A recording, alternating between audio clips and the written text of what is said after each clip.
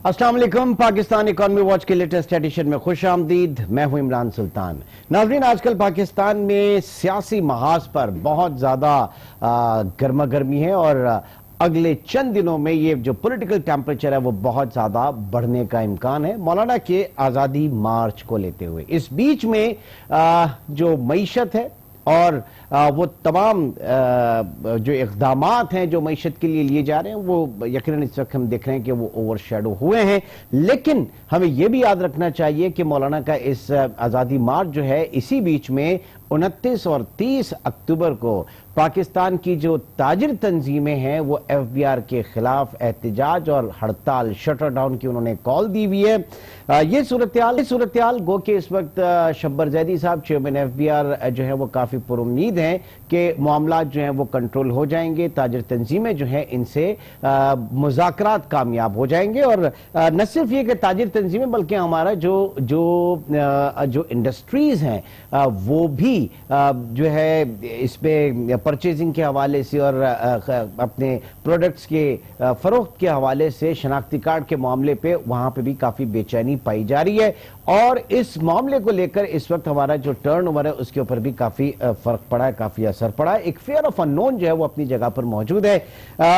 At present क्या सूरत हाल है, इस बीच में दोनों जानिब से मुफाहमत किस लेवल पे हो रही है, मुज़ाकरात के लिए क्या बातें हो रही हैं और ये ऊंट किस करवट बैठेगा, इसके ऊपर आज के प्रोग्राम में हम बात करेंगे। टॉपिक और भी होंगे। पाकिस्तान में डिवैल्यूएशन के बाद, करेंसी डिवैल्यूएशन के बाद हमारी इकॉनमी जो है वो पर है, हमारी ट्रेड जो है वो इस वक्त कहां पर है, और आखिर में जो बैरूनी सरमायाकारी जिसमें कहा जा रहा है कि 137% इजाफा हुआ है इस रवां माली साल के पहली सहमाही में, इसकी हकीकत क्या है ये भी हम जानेंगे। अपने गेस्ट पैनल का आपसे तारुफ कराता चलूं। कराची में DSNG लिंक पे इस वक्त हमारे साथ मौजूद है जनाब अमीर जावेद खान साहब। आप सनतकार हैं और आजकल की मौजूदा जो सूरत हाल है, टेक्सटाइल यूनिट आप चलाते हैं और मौजूदा सूरत हाल से काफी जो है परेशान नजर आते हैं।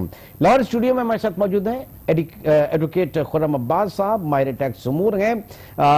खुर्रम साहब, आपका बहुत शुक्रिया हमें ज्वाइन करने का। इसी तरीके से डॉक्टर अशफाक हसन खान, माहिर मुआशियात और साबिक मुशीर खजाना भी टेलीफोन लाइन पे हमारे साथ मौजूद हैं। डॉक्टर साहब, आपका भी बहुत शुक्रिया।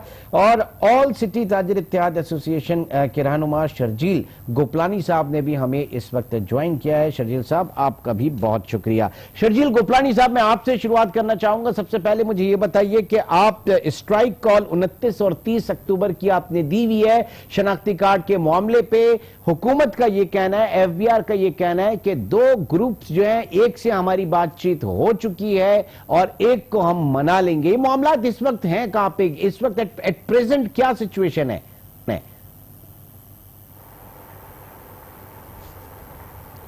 शर्जील गोपलानी साहब, ये दोनों ग्रुप इस वक्त एक पेज के ऊपर है। एक चीज क्लियर में हुकूमत जो बात कर रही है कि वो किसी को मना लेगी, तो ये पॉसिबल अब नहीं है। मैं आपको ये बताता चलूं कि जुलाई से 2019 बजट जब 2019-20 बजट जब इन्होंने अनाउंस किया है, तो हमारी 2 जुलाई से मुज़ाकरात इनके साथ चालू हुए हैं और अब तक हमारी कम से कम 13 से 14 मीटिंग्स हो चुकी हैं। 13 से 14 मीटिंग में गवर्नर सिंध ने पहली दफा हमसे रब्ता किया था और वो जामिन थे कि हम आपके सारे मामला हल कराएंगे। और सिंध गवर्नर हाउस के अंदर जो मुज़ाकरात जब स्टार्ट हुए तो वो बदनज़मी का शिकार हो गए। वो जो रवैया शब्बर जैदी साहब का सही नहीं था। अच्छा, इसके बाद फिर FBR के दफ्तर में मुज़ाकरात हुए मुतअद्दिद बार और वो भी किसी भी करवट नहीं बैठ सके। अच्छा, आप एक चीज नोट करें कि जब भी हमारे मुज़ाकरात हुए हैं उसके बाद जो FBR की तरफ से बयानिया दिया गया कि मुज़ाकरात कामयाब हो गए, 1 या 2 शर्तें रह गई हैं, वो भी हम तय कर लेंगे। 22 साल के अंदर कभी ऐसा नहीं हुआ कि FBR के साथ मुज़ाकरात ताजिरों के हुए हों। 1, 2 मैक्सिमम 3 मीटिंगों में मामला सॉल्व हो जाते हैं। मसला क्या है? एक आम इंप्रेशन इस वक्त ये है कि ताजिर जो हैं ये इकोनॉमी की डॉक्यूमेंटेशन जो है वो नईशत की दस्तावेजी जो है वो नहीं चाहते और आप लोग जो है वो एहतजाज कर रहे हैं। पूरा मुल्क जो है वो चाहता है कि जनाब हमारी इकोनॉमी जो है वो डॉक्यूमेंट हो, लेकिन आप लोग नहीं चाहते इस टैक्स निजाम के अंदर आने में। कहां तक सही है ये इंप्रेशन? देखिए, इंप्रेशन ये सही भी एक तरह से कि हम डॉक्यूमेंटेशन में क्यों नहीं आना चाह रहे। मैं आपको एक बात बताता चलूं कि जिस वक्त सेल टैक्स नाफिज किया गया था उस वक्त एक बात ये हुई थी कि भाई सेल टैक्स जो मार्केट में जो माल आता है वो 2 गेट से आता है। एक आता है इंपोर्ट के थ्रू और एक आता है मैन्युफैक्चरिंग सेक्टर के थ्रू। ये 2 गेट्स हैं जहां से माल आता है, तो आप यहीं से सेल टैक्स लेके اس مسئلے کو یہاں کلوز کر دیں، کیونکہ آگے جو شاپ کیپر ہے وہ اپنی ڈاکومنٹیشن وہ برداشت نہیں کر سکتا، وہ کرایہ دے، وہ آدمیوں کی تنخواہیں دے یا ڈاکومنٹیشن کی طرف جائے، یہ پاسبل نہیں ہے۔ اور ہمارا آپ کو پتا ہے کہ جو سسٹم ہے وہ کرپٹ سسٹم ہے، دنیا کے کرپٹ ترین سسٹم میں ہمارا شمار ہوتا ہے۔ نہیں سنیں وہ صحیح ہے سسٹم کی کرپشن اپنی جگہ۔ آپ لوگ ذرا اپنے لائف اسٹائل کو بھی تو دیکھیے نا، جو ہماری تاجر تنظیمیں ہیں، تاجر یہ بڑی بڑی دکانیں، آپ اپنا لائف اسٹائل دیکھیے، اور اس کے بعد پاکستان کا وہ کارپوریٹ سیکٹر دیکھیے، وہ تنخواہ یافتہ طبقہ دیکھیے جو ایٹ سورس جس کی تنخواہ سے ٹیکس جو ہے وہ ڈیڈکٹ ہو جاتا ہے۔ تو آپ انکم کے اوپر، اپنی انکم کے اوپر کیوں ٹیکس دینا نہیں چاہتے بھائی؟ دیکھیں انکم کے اوپر ٹیکس نہ دینے والی کوئی کہانی نہیں ہے۔ 26 لاکھ لوگ پچھلے سال تک جب ٹیکس دے رہے تھے وہ 22 لاکھ کیوں ہوئے؟ آپ کی پالیسی کی وجہ سے۔ آپ کے پاس انکم ٹیکس کے اندر لوگوں کو آنا چاہیے۔ اگین وہ 25 سے 22 لاکھ ہو جائیں یا اس سے 21، یہ مطلب اگر آپ اس کو لے کے چلیں گے کہ چونکہ وہ نمبرز کم ہو رہے ہیں لہٰذا ہم کو بھی ٹیکس نے دیکھیں یہاں پہ ایک فیکٹر ہے پالیسی فیکٹر۔ انکم ٹیکس کے اندر ہر شخص کو آنا چاہیے، ہم اس کو ہر چیز طریقے سے ایکسپٹ کرنے ہوتے ہیں۔ 92 سے لے کے آج تک 2019 تک۔ ٹھیک ہے، پہلے ذرا اسی سوال کو آگے لے کے چلتا ہوں ہمارے ساتھ ایڈوکیٹ خرم عباس صاحب۔ خرم صاحب، اس وقت مطلب میری سمجھ میں یہ نہیں آ رہا کہ ہم ان دا لارجر انٹرسٹ آف ریاست کی بات کریں، پاکستان کی ریاست کی بات کریں تو بالکل ڈاکیومنٹیشن ہونی چاہیے، لیکن یہ کیا جواز ہے کہ وہاں پہ چونکہ نمبرز گر رہے ہیں تو جناب آپ کی پالیسی صحیح نہیں ہے اور سسٹم کرپٹ ہے تو ہم بھی نہیں آئیں گے۔ تو بابا جو آلریڈی دیتے ہیں یا ہم جیسے لوگ جو جن کی سیلری سے ایٹ سورس ڈیڈکٹ ہو جاتا ہے، ہم کو بھی نکال دینا، ہم بھی آپ کے ساتھ آ کے کھڑے ہو جاتے ہیں۔ پھر دیکھیے پاکستان میں جو ٹیکس کلیکشن کرنے والے اور جن سے ٹیکس لیا جانا ہے، وہ ان دونوں کی سائڈ پر بہت بڑی بڑی کمپلیکیشنز ہیں جن کو بڑا تفصیل سے ڈسکس کیا جانا ضروری ہے، اور گورنمنٹ خاص طور پر جب لاز بناتی ہے تو ان کا تفصیل سے جائزہ لے کر ان کنڈیشنز کے حساب سے چلے۔ اب جو آپ نے سوال پوچھا ہے، اس کا جو میرے پاس جواب ہے وہ ذرا تھوڑا سا میں مختصر دینے کی کوشش کروں گا۔ دیکھیں، جب بھی گورنمنٹ اپنے قوانین ٹیکس کے بناتی ہے تو گورنمنٹ، ہماری پاکستان کی گورنمنٹ جو ہے، اس نے یہ کہا ہوا ہے کہ ہم ڈاکومنٹیشن کرنا چاہتے ہیں، جو خاص طور پر پی ٹی آئی کی گورنمنٹ کے ساتھ یہ نعرہ بالکل اسپیسیفک ہے کہ یہ کہتے ہیں ہم نے ڈاکومنٹیشن کرنی ہے۔ میری یہ سمجھ میں نہیں آتا کہ ڈاکومنٹیشن یہ کون سی مانگ رہے ہیں۔ جب بھی کوئی انڈسٹریلسٹ ہے یا ٹریڈرز ہے، انڈسٹری لگانے لگتا ہے تو اس کو بزنس لائسنسز بھی لینے پڑتے ہیں، اس کی فیس بھی ادا کرنی پڑتی ہے، رجسٹریشن کی فیسیں ادا کرنی پڑتی ہیں۔ ایک انڈسٹریل یونٹ لگانے کے لیے اسے کم از کم درجنوں ڈپارٹمنٹس کے اپروول لینے پڑتے ہیں، وہاں گورنمنٹ کی فیسیں دینی پڑتی ہیں، وہاں بھی ڈاکومنٹ موجود ہے۔ پھر اسے بجلی کے، انرجی کے، پاور کے جو کنیکشنز ہیں وہ لینے پڑتے ہیں، وہاں بھی اس کی ڈاکومنٹیشن موجود ہے۔ اس کی انکم ٹیکس میں بھی ڈاکومنٹیشن ہوتی ہے، اس کی سیلز ٹیکس میں بھی ہوتی ہے، اس کے بغیر چل نہیں سکتے۔ سر ٹریڈرز کی بات کر رہا ہوں، سر ٹریڈرز کی بات کر رہا ہوں میں، ٹریڈرز کی۔ جی میں آ رہا ہوں ٹریڈرز کی طرف۔ دیکھیں، جو ٹریڈرز ہیں، سب سے کور ایشو اگر آپ ان کا ٹیکس کا حل کرنا چاہتے ہیں تو سب سے کور ایشو ہے سمگلنگ۔ جب تک اس ملک میں سمگلنگ کے سوراخ کھلے رہیں گے اور یہاں ایک ڈارک اکانومی چلتی رہے گی تو ٹیکسیشن کا خواب کبھی بھی پورا نہیں ہو سکتا گورنمنٹ کا۔ اس لیے سب سے پہلے گورنمنٹ کو وہاں سے یہ چیزیں ختم کرنی ہیں تاکہ یہ اکانومی بلیک اکانومی سے وائٹ اکانومی کی طرف آئے۔ دوسری بات یہ کہ جو ٹریڈرز ہیں، یہ 72 سالوں میں حکومت نے خود ٹریڈرز کا ایک پورا انوائرمنٹ اور اکنامک ملیو بنایا ہوا ہے۔ آپ اس کو صرف ایک سال کے ایک لاز کے ایک بنڈل کے ساتھ چینج نہیں کر سکتے، وہ بہت ڈیپلی انٹرنچڈ کنڈیشنز ان کی ہو چکی ہیں، ان کو بہت سلولی لے کر چلنا پڑے گا۔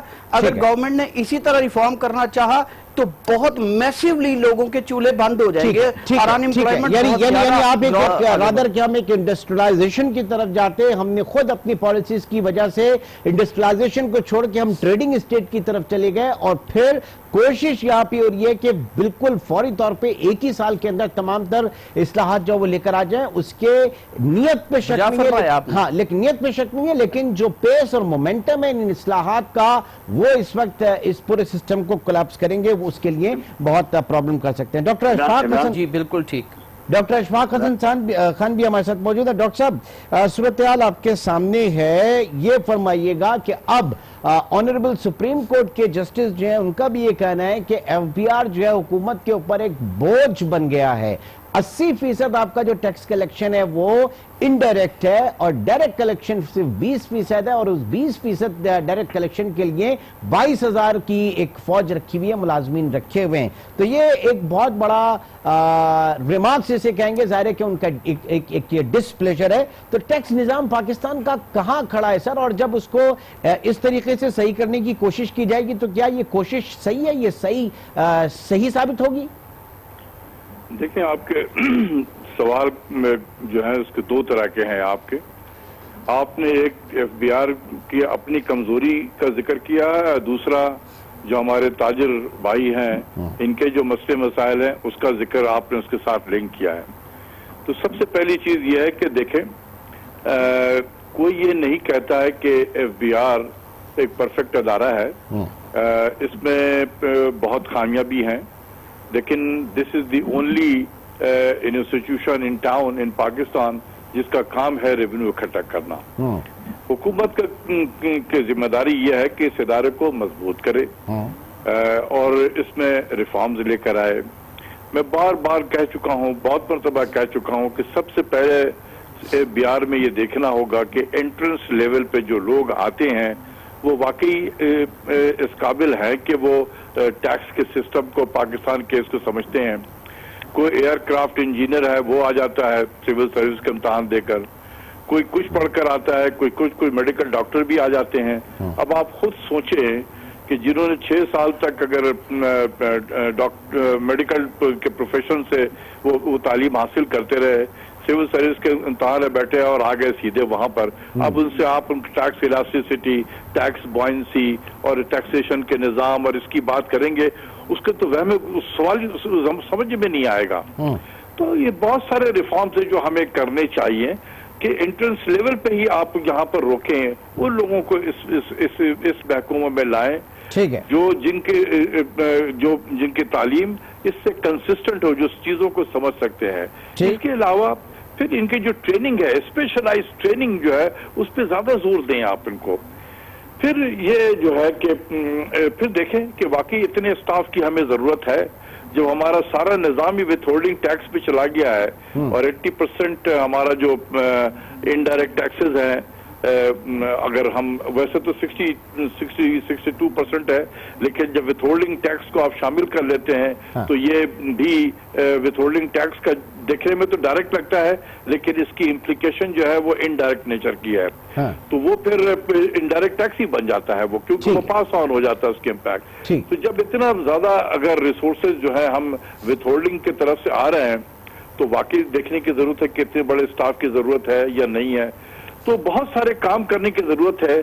मैं ये तो नहीं कहूंगा कि इसको नहीं होना चाहिए, इदारा है, ये हमारा अपना इदारा है, इसमें बेहतरी की गुंजाइश है। Right man for the right job, right man for the right job चाहिए, ठीक, इसको बेहतर किया जा सकता है।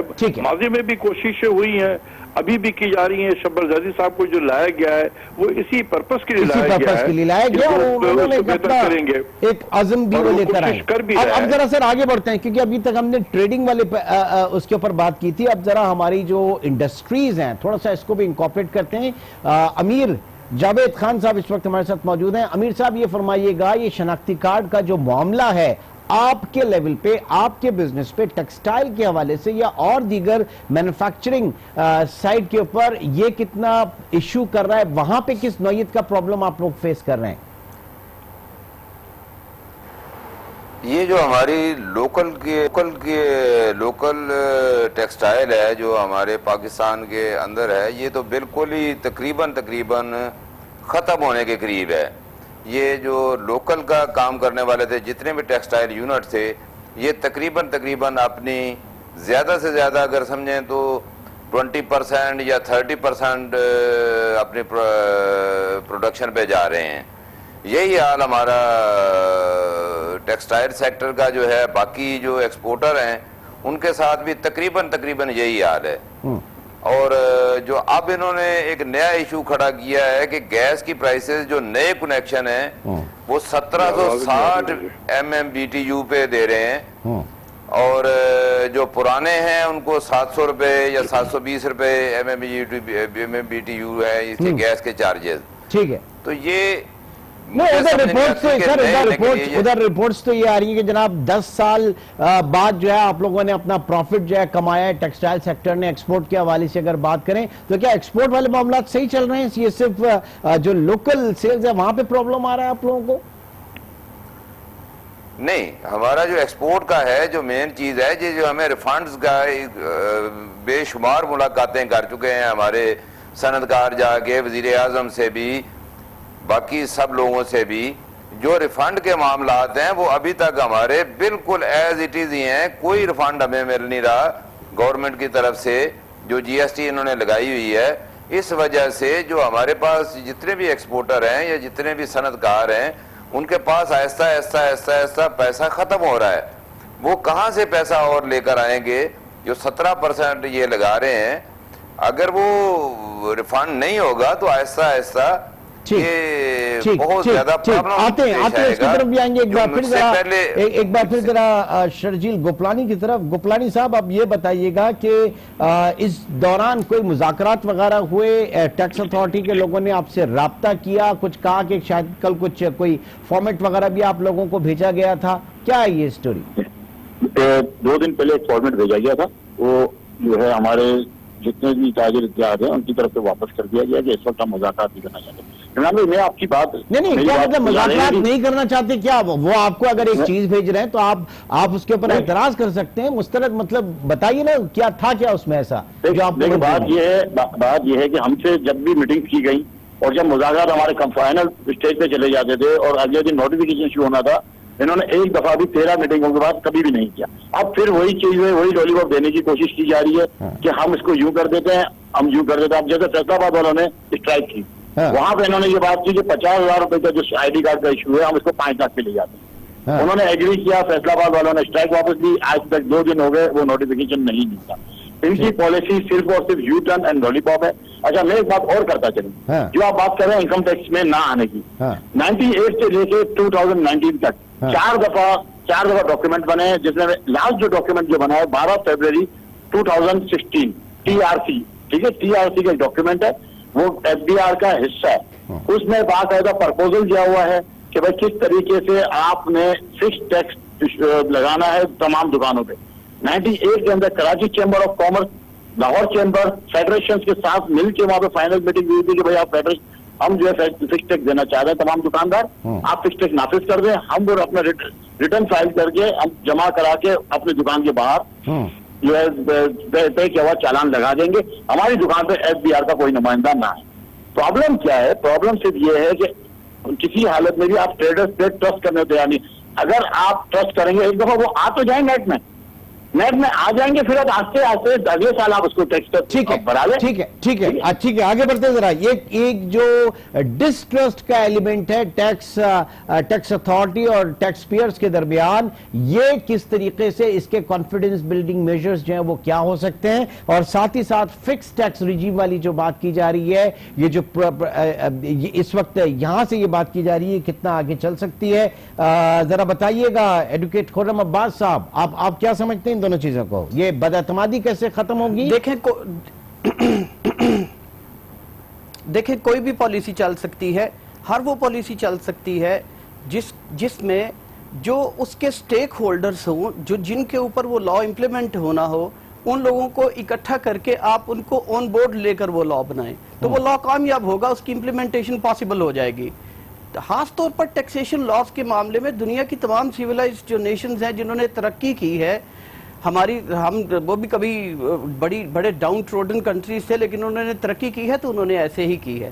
یہ خاطر میں نہیں لاتے کسی بھی طبقے کے پرابلمز کو. اس کے پرابلمز پیدا بھی انہوں نے اوور دی ڈیکیڈز خود گورنمنٹ نے کیے ہوئے ہیں، لیکن جب نئے ٹیکس کے لاز بناتے ہیں، پالیسیز بناتے ہیں، بالکل بھی ان سے کنسلٹیٹیو پروسیس اگر کرتے بھی ہیں تو وہ فارمیلٹی پوری کرتے ہیں. تو جب تک آپ ایفیکٹیولی ان سے کنسلٹ کر کے ان کے ساتھ ایک کنسنسس بنا کے لا کو نافذ. اب یہ CNIC کی کنڈیشن ہے, اس کو مکمل طور پر ختم ہونا چاہیے. اگر گورنمنٹ چاہتی ہے سیریسلی ٹریڈرز کو آن بورڈ لینا چاہتی ہے تو بھائی جس چیز سے انہیں بہت زیادہ تکلیف ہے آپ کو وہ دور کرنا ہوگا. نہیں تو کیا مطلب آپ کیا کہہ رہے ہیں کہ وہ جو ڈاکیومنٹیشن کی طرف جو قدم آپ کہہ رہے ہیں کہ گورنمنٹ پیچھے ہٹ جائے اس سے؟ نہیں میں سمجھتا ہوں پیچھے ہٹنا چاہیے گورنمنٹ کو, وگرنہ گورنمنٹ اپنا اکنامک لاس اوور آل کنٹری کا اکنامک بینیفٹ کرتی اکنامک لاس کر جائے گی. میری ایک عرض سنیے, آپ سمندر میں یا دریا میں مچھلی پکڑنے جائیں تو آپ کانٹے پر وہ چیز لگاتے ہیں جو مچھلی کو پسند ہو, وہ نہیں لگاتے جو آپ کو پسند ہو.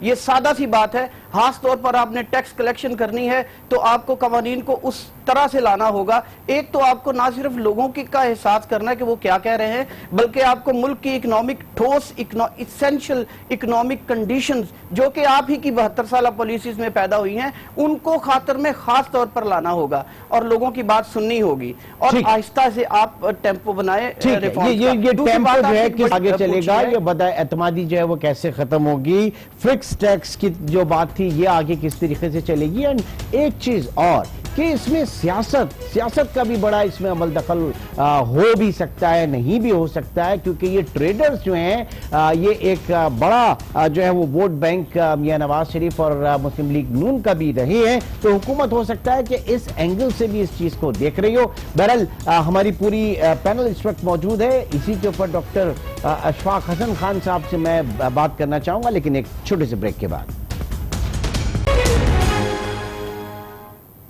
Welcome back. ہمارا پورا پینل اس وقت موجود ہے. ڈاکٹر اشفاق حسن صاحب, ڈاکٹر صاحب فرمائیے گا, جو اس وقت بریک پہ جانے سے پہلے بھی بات ہو رہی تھی, کیا حکومت کی کنسیڈریشن میں یہ پولیٹیکل پریشرز, پولیٹیکل لنکیجز بھی ہوتے ہیں, اور اگر ایسا ہے پھر اس کو اس طریقے سے اگر ہٹ دھرمی والی اگر بات ہو تو پھر وہاں پہ جو جسے آپ ریشنلائز کہتے ہیں وہ چیزیں نہیں ہو سکتی. تو یہ اس کو بہت باریک بینی سے اور افہام و تفہیم سے اس معاملے کو حل کرنے کی ضرورت ہے.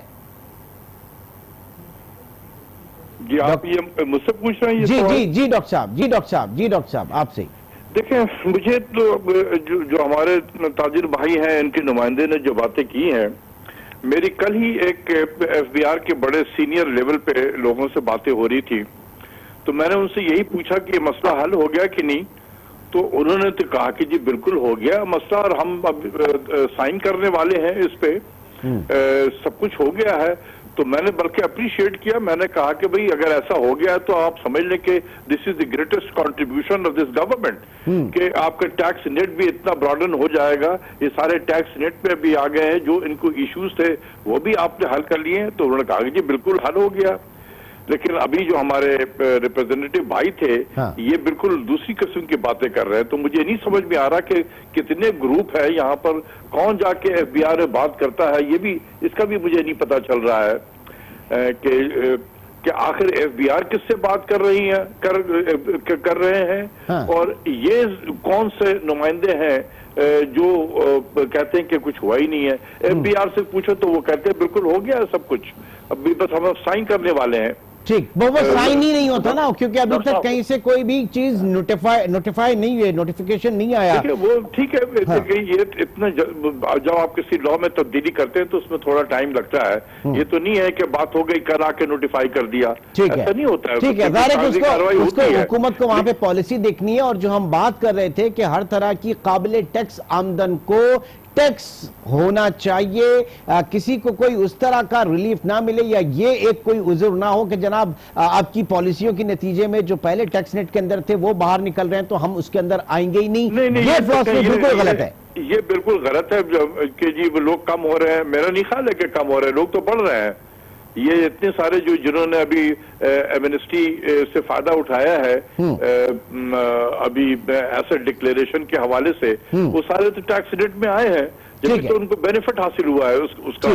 تو یہ تو نمبر تو بڑھ گئے ہیں. اور آگے چل کے اب یہ دیکھنا ہے کہ جنہوں نے جو بینیفٹ جنہوں نے لیے ہیں ایمنسٹی کا, کیا وہ اپنے ریٹرن کو فائل کرتے ہیں کہ نہیں.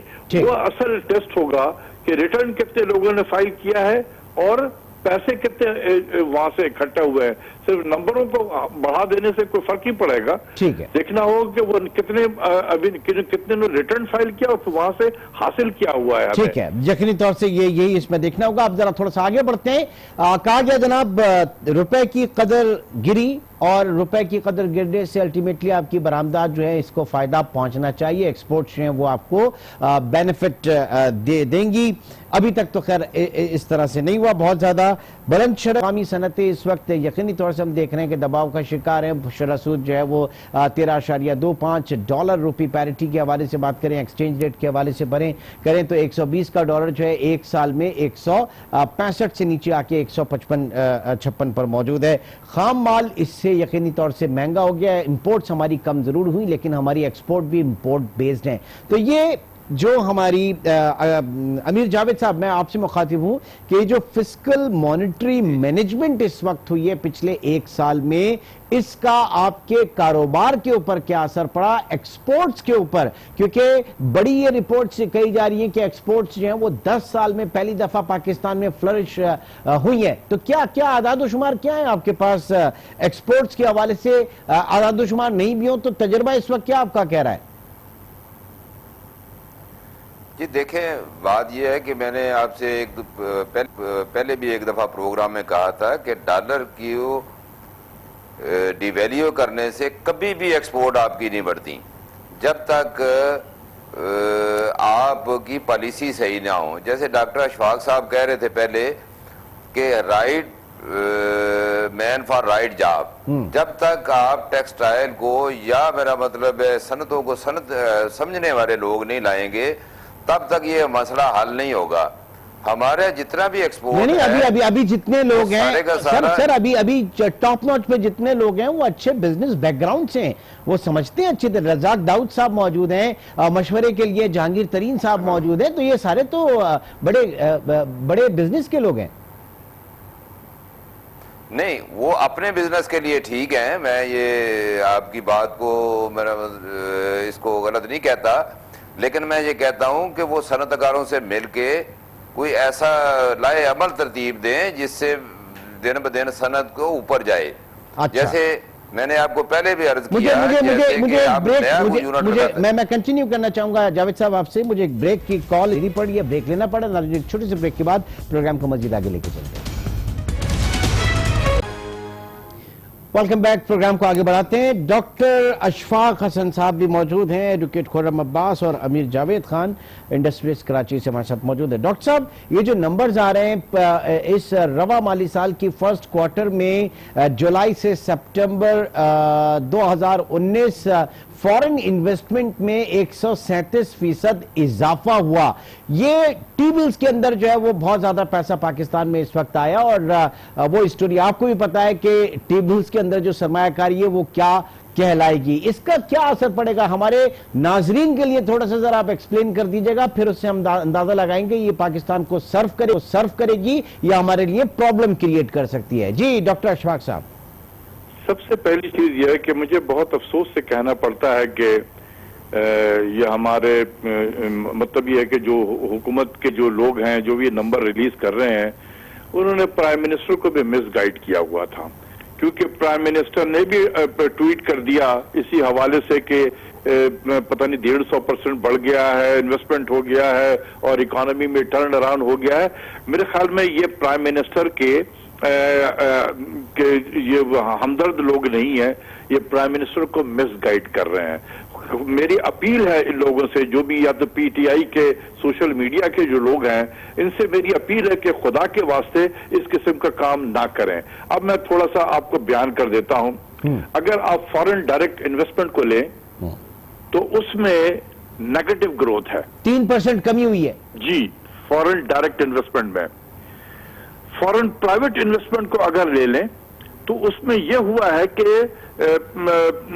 جو سیکیورٹیز میں $23 ملین آیا ہے اس کوارٹر میں, جبکہ 138 یا 139 ملین ڈالر کا آؤٹ فلو تھا پچھلے مالی سال میں اسی مدت میں. تو جس کی وجہ سے وہ آپ کو 51% جو ہے وہ فارن پرائیویٹ انویسٹمنٹ 51% وہ زیادہ نظر آ رہا ہے. تو یہ 23 ملین پورٹفولیو میں آیا ہے، تو اس کو اتنا ہم نے اس طریقے سے کر دیا ہے، اچھا نہیں لگتا ہے ایز اے پاکستانی مجھے۔ پھر دوسری چیز یہ ہے کہ اگر آپ نیچے کے لیول پہ دیکھیں تو $322 بلین ہمارے ٹی بلز میں آیا ہے باہر سے، اور یہ وہی پیسہ ہے جو ہمارے گورنر اسٹیٹ بینک یہ ہاٹ منی لانے کے چکر میں یہ سب کام کر رہے ہیں، اور یہ پاکستان کے لیے بہت زیادہ نقصان دہ ہوگا۔ میں بار بار کہہ رہا ہوں، یہ ایجپٹ کو اسی میں تباہی مچی ہے ایجپٹ میں، یہ ایگزیکٹلی یہی کارنامہ یہاں ہمارے ہاں بھی انجام دینا چاہ رہے ہیں۔ مطلب آپ یہ کہنا چاہ رہے ہیں کہ جو ایجپٹ سے ماڈل لے کر آئے تھے اس کا ریپلیکا پاکستان میں ہوا، اور اس کے نتیجے میں بچنا چاہیے جی، اس پیسے سے۔ اور پرائم منسٹر بھی اس کو ٹویٹ کر رہے ہیں، اور ہمارے فیڈرل منسٹرز بھی اس کو ٹویٹ کر رہے ہیں، لیکن اس وقت ادراک نہیں ہے اس بات کا کہ یہ کتنی خطرناک چیز ہے۔ کیوں ہے خطرناک، یہ بھی بتائیے ڈاکٹر صاحب ذرا۔ ایڈ کر دینا چاہتا ہوں کہ دیکھیں ایجپٹ میں ایسے ہی ہوا تھا، تو کوئی 80% کے قریب جو ٹریجری بل تھا ایجپٹ کا، وہ سارے فارن انویسٹر کے پاس میں تھے۔ جتنا ریزرو بلٹ ہوا تھا تقریباً 40-45 بلین ڈالر یہاں پر ایجپٹ میں آ گیا، اور ایجپٹ کا بیلنس پیمنٹ ٹھیک ہو گیا، تالیاں بجنے لگی۔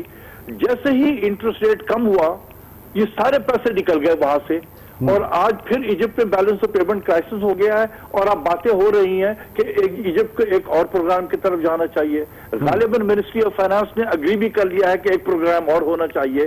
تو یہ ایک بیٹ ہے کہ کسی ملک کو نکلنے نہ دو، یہ ایک طریقہ ہے کہ اگر پاکستان میں بھی آ جائے، اور یہ جیسے ہی انٹرسٹ ریٹ نیچے ہوگا یہ پیسہ نکلے گا، پھر پاکستان کے لیے بیلنس۔ ناظرین کو بھی ہم بتا دیتے ہیں کہ پاکستان میں شرح سود جو پچھلے ایک سال پہلے 6-6.5% پہ تھی، وہ اب 13.25% کے اوپر ہو گئی ہے، اور جس طریقے سے ہماری فورن انویسٹمنٹ ٹریجری بلز کے اندر آ رہی ہے، گورنمنٹ سیکیورٹیز کے اندر آ رہی ہے، حکومتی قرضوں کے اندر آ رہی ہے، تو یہ پاکستان میں انویسٹمنٹ پاکستان کی صنعت و حرفت کے اندر نہیں آ رہی، بلکہ یہ یہاں پہ کیونکہ اتنا ہائی ریٹ آف ریٹرن ہے، لہٰذا وہ یہاں سے پیسہ بنا کے نکلیں گے، اور جیسے ہی خیال آئے گا کہ جناب پالیسی ریٹ کم ہونا چاہیے، ڈومیسٹک اکانومی جو ہے اس کی طرف فوکس کرنا چاہیے، اس کو اچھا کرنا چاہیے، تب یہ پیسہ فوراً یہاں سے نکل جائے گا۔ یہ پوری سٹوری ہے جس کے اوپر جو ہے وہ اس وقت کریڈٹ لینے کی کوشش کی جا رہی ہے، لیکن جو حشر ایجپٹ میں ہم دیکھ کر آئیں، خدا نخواستہ اللہ نہ کرے پاکستان میں ایسی چیز نہ ہو۔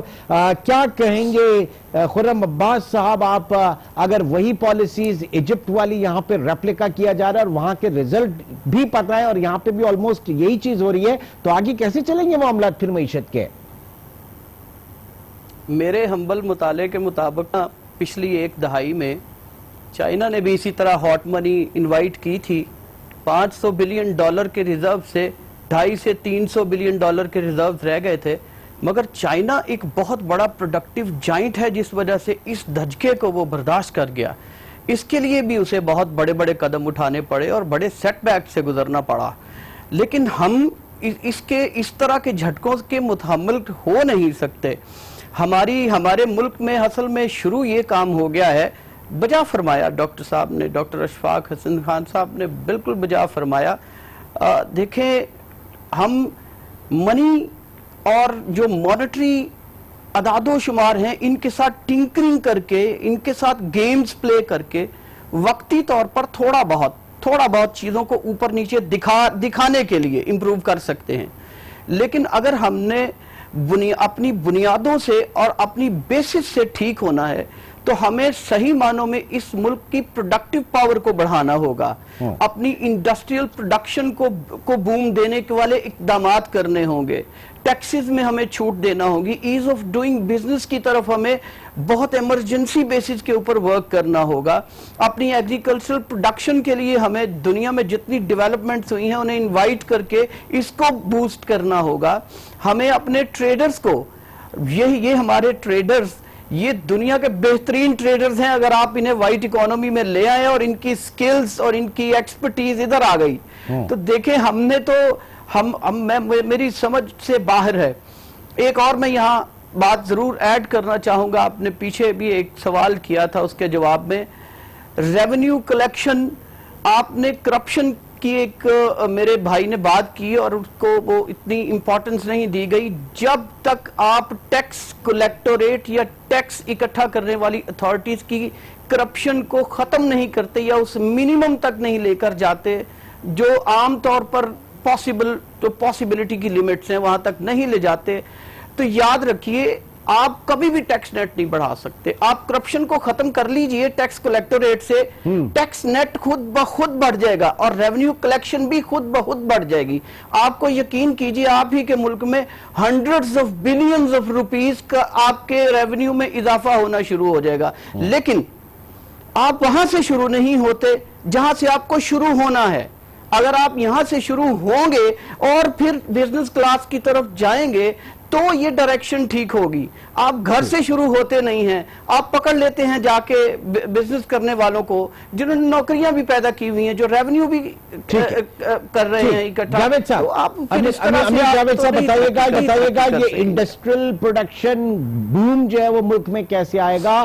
گو کہ یہ تمام باتیں جو اس وقت میرے دوست نے کہیں, یہ ساری باتیں جو ہیں وہ ان کے 100 ایجنڈا میں بھی شامل تھیں اور ان کے پارٹی منشور میں بھی شامل رہا, لیکن اس وقت صورتحال بڑی یکسر مختلف نظر آ رہی ہے, باوجود اس کے کہ 130% جو ہے بیرونی سرمایہ کاری میں اضافے کی بات کہی جا رہی ہے. لیکن کہاں لگ رہا ہے, کون سی صنعتوں میں یہ پیسہ لگ رہا ہے؟ جی امیر صاحب.